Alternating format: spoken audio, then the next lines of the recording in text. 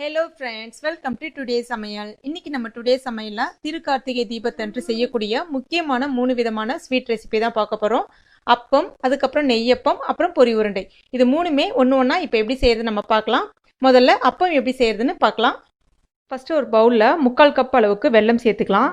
இது நம்ம பாகு காய்ச்ச போகிறது கிடையாது. வெல்லத்தை கரைச்சிட்டு அதில் இருக்கக்கூடிய அந்த சின்ன சின்ன கல்லுலாம் மண்ணுலாம் இருக்கும், அதை எடுக்கிறதுக்காக தான். 1/2 கப் அளவுக்கு தண்ணி சேர்த்துக்குங்க.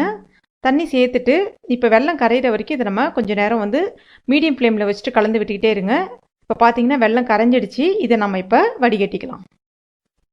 அதுக்கு அடுத்ததாக இந்த கப்பால் 1 கப் அளவுக்கு அரிசி, பச்சரிசி எடுத்திருக்கேன். அதை நல்லா ஒரு 2 தடவை வாஷ் பண்ணிவிட்டு ஒரு 3 மணி நேரம் ஊற வச்சுட்டு தண்ணி இந்த மாதிரி நல்லா வடிகட்டி எடுத்திருக்கேன். தண்ணி ஃபுல்லாக கம்ப்ளீட்டாக வடிகட்டிடுங்க. 1 கப் பச்சரிசிக்கு 3/4 கப் வெல்லம் சரியாக இருக்கும். இப்போ தண்ணி இல்லாமல் அந்த அரிசியை இது கூட சேர்த்தாச்சு. அதுக்கப்புறம் நல்ல பழுத்த வாழைப்பழமாக எடுத்துக்கோங்க. நான் இன்றைக்கி மஞ்சள் வாழைப்பழம் தான் சேர்க்குறேன். எந்த வாழைப்பழம் வேணாலும் சேர்த்துக்கலாம். இப்போ அந்த முனையில் இருக்கிறத மட்டும் எடுத்துகிட்டு மிச்சத்தை நம்ம இதை கூட கட் பண்ணிக்கலாம். அதுக்கடுத்து தான் ஒரு 4 பல் தேங்காய் பல் சேர்த்துருக்கேன். நீங்கள் தேங்காய் பூவாக இருந்துச்சுன்னா 2 டீஸ்பூன் அளவுக்கு தேங்காய் பூ சேர்த்துக்குங்க. அதுக்கப்புறம் ஒரு 1/4 டீஸ்பூன் ஏலக்காய் பொடி. இப்போ தண்ணி விடாமல் இதை நல்லா நம்ம ஃபஸ்ட்டு அரைச்சிக்கலாம். அதுக்கப்புறம் நம்ம வெல்லம் கரைச்சி வச்சுருக்கோம் இல்லையா, அந்த வெள்ளை கரைசலை இது கூட கொஞ்சம் கொஞ்சமாக சேர்த்துக்கலாம். சேர்த்துட்டு அரைங்க. இதில் வேறு எந்த தண்ணியும் எக்ஸ்ட்ரா தண்ணியும் நம்ம சேர்க்கக்கூடாது. அந்த வெள்ளை தண்ணியை வச்சு சேர்த்தாலே உங்களுக்கு ரேஷியோ கரெக்டாக இருக்கும். இப்போ மாவு நல்லா மைய அரைச்சிங்க. இப்போ மைய அரைச்சி எடுத்துக்கிட்டேன். இப்போ மிச்சம் இருக்கிற அந்த வெள்ளை தண்ணியும் இது கூட நான் சேர்த்துக்கிறேன். சேர்த்துட்டு இப்போ இதை நல்லா கரைச்சி விட்டுடலாம். இப்போ மாவு உங்களுக்கு இந்த பதத்துக்கு இருக்கணும். அதுக்கடுத்துதான் எண்ணெய் மிதமான சூட்டில் இருக்குது. ஸ்டவ்வும் மீடியம் ஃப்ளேமில் வச்சுருக்கேன். இன்னும் கேட்டிங்கன்னா நீங்கள் கம்ப்ளீட்டாக சிம்மில் கூட வச்சுக்கலாம்.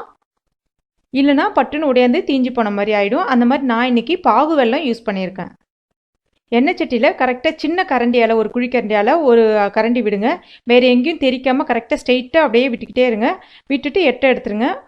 ஜஸ்ட் ஒரு அரை நிமிஷத்தில் உங்களுக்கு அந்த மாவு பார்த்திங்கன்னா அப்படியே உப்பி வரும் பாருங்கள். இது பாருங்கள், இந்த மாதிரி உப்பி வந்திருக்கு. ஸோ இப்போ இது கரெக்டான பதத்தில் நம்மளுக்கு இருக்குன்னு அர்த்தம்.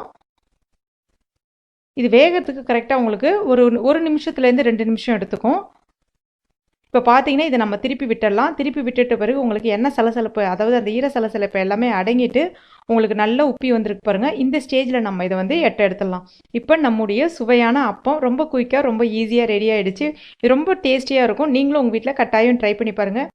அடுத்ததாக நம்ம பொரி உருண்டை எப்படி செய்யலான்னு பார்க்கலாம். நான் இன்றைக்கி ஒரு 3 கப் அளவுக்கு பொரி எடுத்திருக்கேன். அதுக்கு 1 கப் அளவுக்கு ஃபஸ்ட்டு நான் இந்த நெல் பொரின்னு சொல்லுவாங்க இல்லையா, அந்த நெல் பொரி தான் பயன்படுத்த போகிறேன். ஏன்னா இந்த மாதிரி கார்த்திகை தீபம்னாலே நெல் பொரி பயன்படுத்தி பொரி உருண்டை செய்வது தான் ஐதீகமே. நம்ம மொத்தமாக இந்த இதிலே செய்ய முடியாதுன்றனால நார்மலாக பயன்படுத்தக்கூடிய பொரி ஒரு 2 கப்பும், அப்புறம் இந்த நெல் பொரியும் 1 கப்பும் அளவுக்கு தான் எடுத்து செய்ய போகிறேன். இந்த நெல் பொரியில் இந்த மாதிரி நெல் அங்கங்கே இருக்கும். அதை நம்ம கையாலே எட்டை எடுத்துட்டு முறம் யூஸ் பண்ணி புடைச்சிக்கலாம். அந்த மாதிரி மழை டைமில் எப்படியா இருந்தாலும் இந்த பொரி கொஞ்சம் நம்பர் தட்டின மாதிரி தான் இருக்கும். அதனால் கடாயில் இந்த பொரியை நம்ம சேர்த்துட்டு கொஞ்சம் ஹீட் பண்ணிக்கலாம். அதாவது வறுக்கிறதுலாம் கிடையாது, அந்த கடாய் ஹீட் ஏறினாலே போதும் அந்த பொரிக்கு. அப்போ பார்த்து கையை தொட்டு இந்த மாதிரி பார்த்தீங்கன்னா உங்களுக்கு பொரி கொஞ்சம் நல்லா சூடு ஏறி இருக்கும். இப்போ பொரி சாப்பிட்றதுக்கு உங்களுக்கு நல்லா பொறன்னு இருக்கும். கரெக்டாக 2 கப் அளவுக்கு நார்மல் பொரியும் ப்ளஸ் 1 கப் அளவுக்கு அந்த நெல் பொரியும் சேர்த்துருக்கேன். இப்போ இதை நம்ம எடுத்து எட்ட வச்சிடலாம். அடுத்ததாக 3 கப் பொரிக்கு 1 கப் அளவுக்கு வெல்லம் கரெக்டாக இருக்கும். ஆனால் சில வெல்லம், அதாவது பாகு வெல்லம் 3/4 கப் போட்டாலே உங்களுக்கு கரெக்டாக இருக்கும். நான் இன்றைக்கி 3/4 கப் வெல்லத்தை 1 கப் அளவுக்கு தண்ணியில் கரைச்சிட்டு வடிகட்டி எடுத்திருக்கேன். ஏன்னா அதில் அந்த மண்ணு கசடுலாம் இருக்கும். அதை இப்போ இந்த கடாயில் சேர்த்துக்கலாம். இந்த வெல்லம் சேர்த்த பிறகு ஒரு 10 நிமிஷத்தில் உங்களுக்கு பாகு ரெடி ஆகிடும். மீடியம் ஃப்ளேமில் வச்சுட்டு பண்ணுங்கள். அதுமாதிரி ஹை ஃப்ளேமில் வச்சுட்டு எப்பயுமே பாகு காய்ச்சக்கூடாது. பாகு உடையாந்து பட்டுன்னு கரிஞ்சு போன மாதிரி ஆகிடும். இப்போ பார்த்தீங்கன்னா இந்த பதத்தில் இருக்கும்போது இது கூட நம்ம ஒரு 1/4 டீஸ்பூன் அளவுக்கு ஏலக்காய் பொடி சேர்த்துக்கலாம்.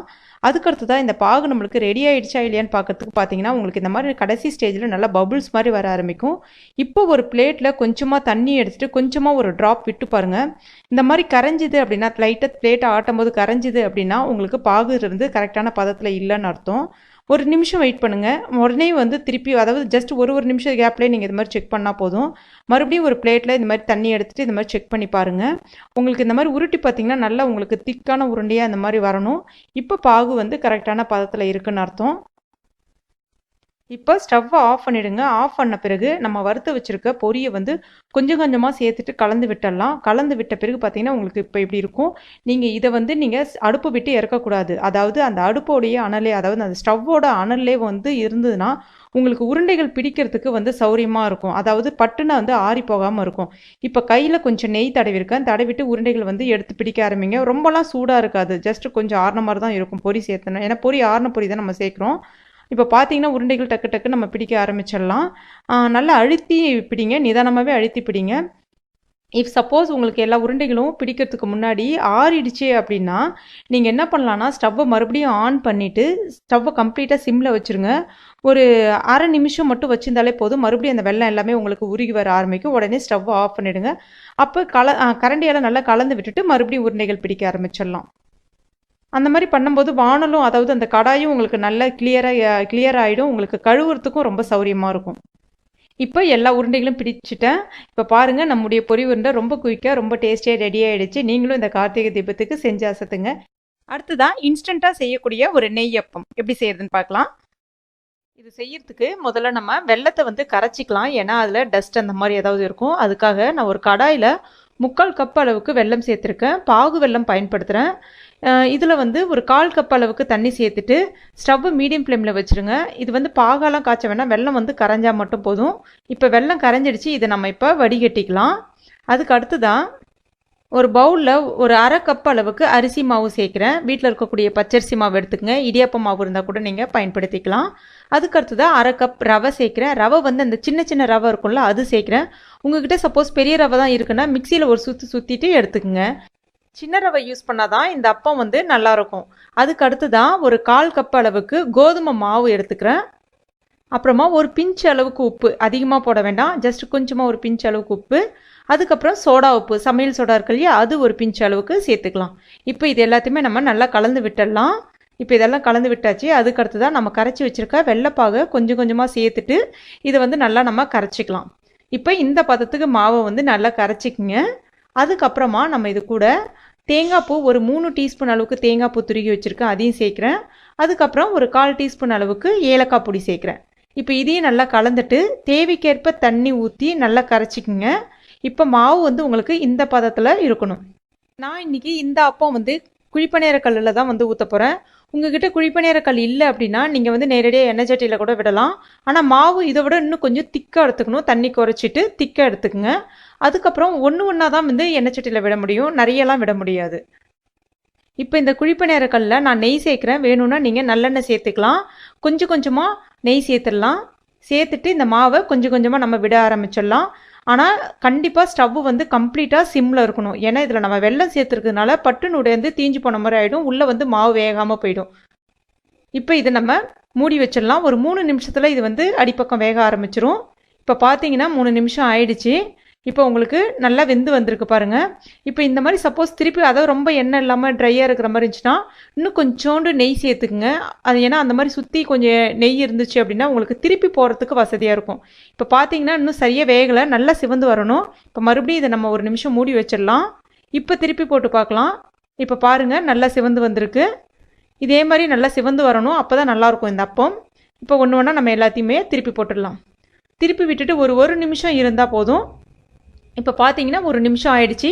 இதை நம்ம இப்போ நல்லா சிவந்து வந்திருக்கு பாருங்கள். இதை வந்து எடுத்துடலாம். மிச்ச மாவையும் நம்ம இந்த மாதிரி ஊற்றிக்கலாம். இப்போ நம்முடைய சுவையான இன்ஸ்டண்ட்டான நெய் அப்பம் ரொம்ப குயிக்காக ரொம்ப சிம்பிளாக ரெடி ஆகிடுச்சு. நீங்களும் கண்டிப்பாக இந்த கார்த்திகை தீபத்துக்கு உங்கள் வீட்டில் ட்ரை பண்ணி பாருங்கள். ரொம்ப அருமையாக இருக்கும். ஃப்ரெண்ட்ஸ், இந்த 3 ரெசிபியுமே ரொம்ப ரொம்ப அருமையாக இருக்கும். அதனால் இந்த கார்த்திகை தீபத்துக்கு நீங்களும் உங்கள் வீட்டில் மறக்காமல் ட்ரை பண்ணி பாருங்கள். குழந்தைகள்லேருந்து பெரியவர்கள் வரை அனைவருமே விரும்பி சாப்பிடுவாங்க. மறக்காமல் ட்ரை பண்ணி பார்த்துட்டு உங்களுடைய வேல்யூபிளான கமெண்ட்டை என் கூட ஷேர் பண்ணிக்கங்க. இந்த வீடியோ உங்களுக்கு பிடிச்சிருக்கும் நம்புகிறேன். பிடிச்சிருந்துச்சுன்னா லைக் பண்ணுங்கள். உங்கள் நண்பர்கள் மற்றும் ஃபேமிலி மெம்பர்ஸ்க்கும் ஷேர் பண்ணுங்கள். மேலும் இது போன்ற டேஸ்டி ரெசிபிகளுக்கு நம்ம டுடே சமையலை இது வரைக்கும் நீங்கள் சப்ஸ்கிரைப் பண்ணாத நண்பர்களாக இருந்தீங்கன்னா உடனே இந்த வீடியோக்கு கீழே இருக்கக்கூடிய ரெட் கலர் சப்ஸ்கிரைப் பட்டனை ப்ரெஸ் பண்ணி சப்ஸ்கிரைப் பண்ணிக்கங்க. கூடவே மறக்காமல் அந்த பெல் நோட்டிஃபிகேஷன் சிம்பிளையும் ப்ரெஸ் பண்ணிக்கங்க. தேங்க்யூ.